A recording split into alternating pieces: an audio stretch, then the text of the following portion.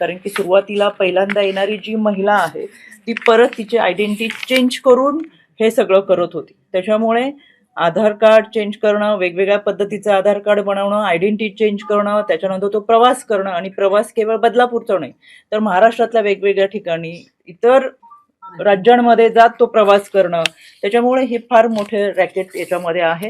याचा पूर्णपणे तपास हा झालाच पाहिजे. पोलीस अतिशय चांगल्या पद्धतीचं काम या संपूर्ण तपास यंत्रणेमध्ये करतात.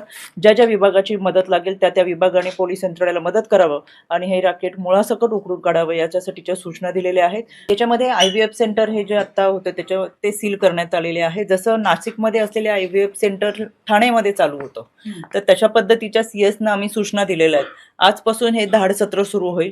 याच्यामध्ये अधिकृत असलेले अनधिकृत असलेले सोनोग्राफी सेंटर्स असतील. आज PNDTचं डिपार्टमेंट सुद्धा आम्ही या ठिकाणी बोलवला. शिक्षण विभाग असेल, आरोग्य विभाग असेल, या सगळ्या विभागांची एकत्रित आढावा बैठक यासाठी घेतली होती की बदलापूर शहरामध्ये आजपासून ही सगळी कारवाई सुरू होईल